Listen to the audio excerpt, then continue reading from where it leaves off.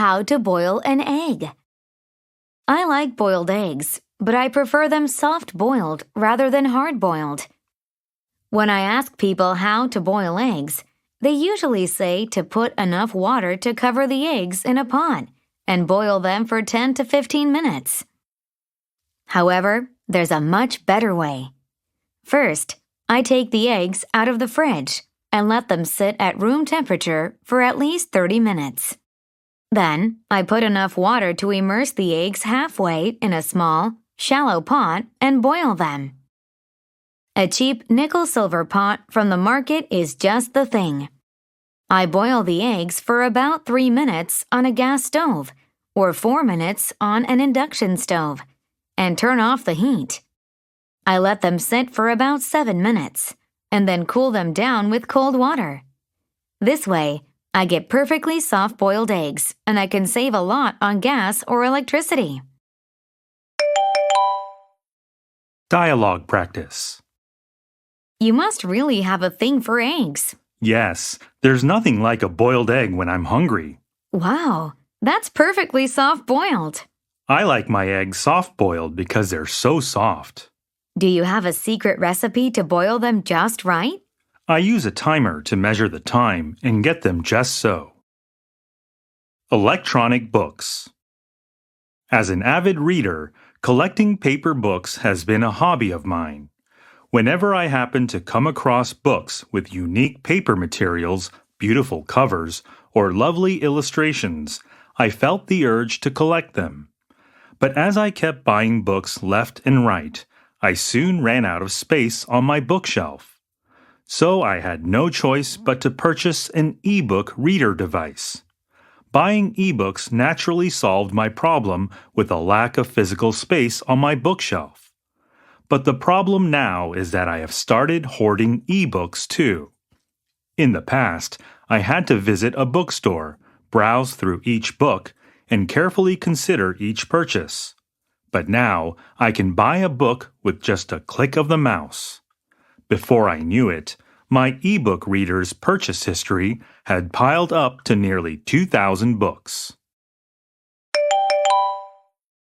Dialogue practice.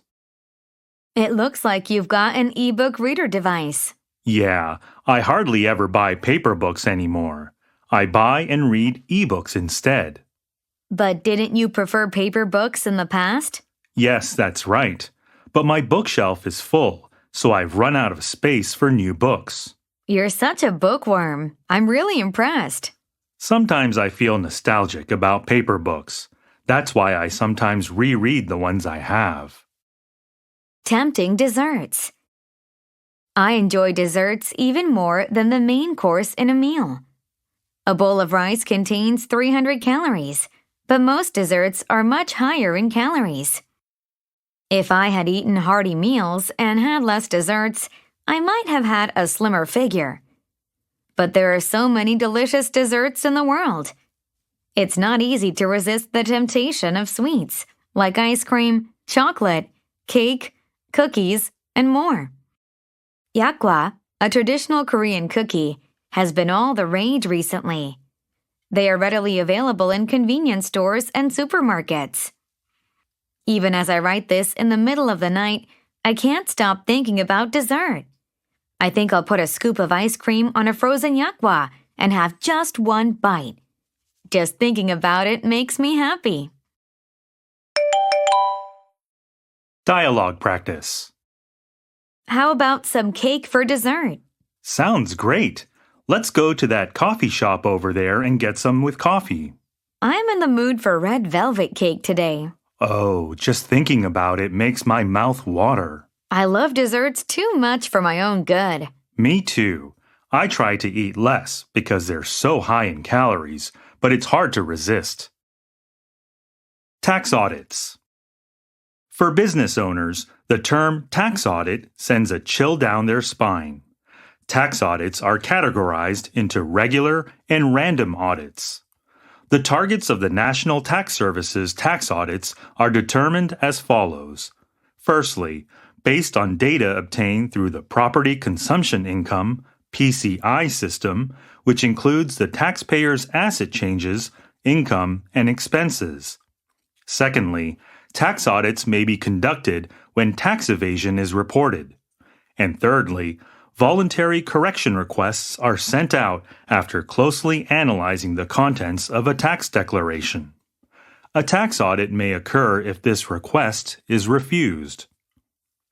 A 10% surtax is imposed if errors are made in the tax declaration. But if intentional wrongdoing is proven, a 40% tax is levied along with various additional taxes.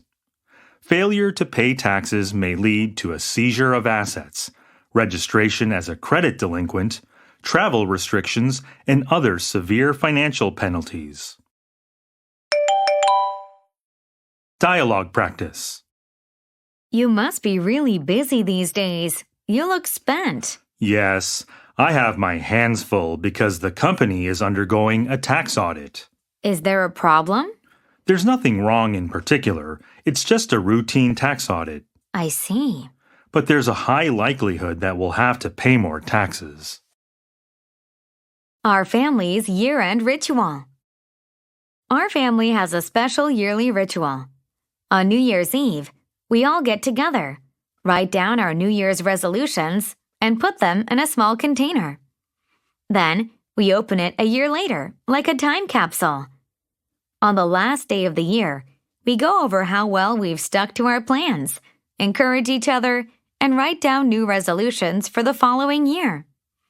We started doing this when the kids were young, and now our 2 daughters are in 9th grade and 4th grade. It's fascinating to see how their resolutions become more specific and realistic as they grow older. My husband writes about losing extra weight and reading every year, but he's never actually achieved those goals. He must have felt sheepish about it, because last New Year's Eve, he suggested we not criticize each other over the results.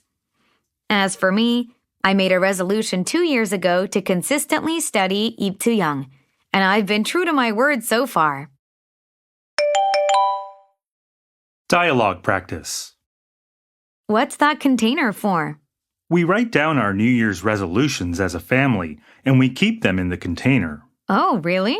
Yes, we take them out on the last day of the year and evaluate each other's progress. Ah, I see. That sounds like a fun ritual.